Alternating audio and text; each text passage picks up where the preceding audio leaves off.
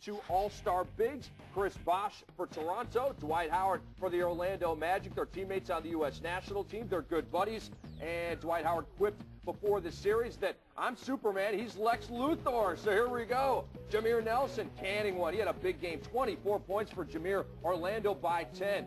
More Magic. Mo Evans in the corner hits a three. The Magic had 9 threes in the first quarter. That ties an NBA record for threes in a playoff quarter. Here's another one of them. Rashard Lewis knocking it down. That was Mo Evans right there again. More first quarter action as if the 41-23 bulge wasn't enough. They get it to Dwight Howard.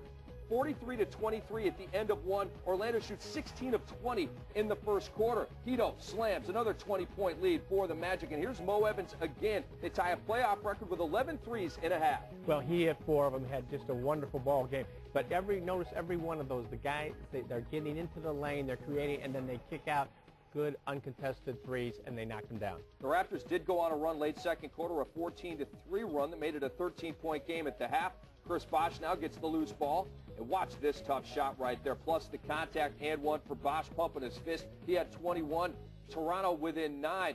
Nesterovic now drives, and Dwight Howard extension and throws it into the expensive seats. Now Jason Kapono, he was really looking for a shot in the third. Well, he really was, and this guy can really shoot the basketball, and he gave him a little bit of a lift, but really it was all Magic. They were in control right from the beginning. This was a big shot by Kapono, making Orlando sweat a little bit. The bench for Toronto erupts. We had a 5-point game, but Stan Van Gundy called timeout, and Orlando came out and just smacked them. Dwight Howard with the follow flush, part of a 10-0 Magic run, during which Howard had 6 straight points, and all of a sudden they're back up by 13.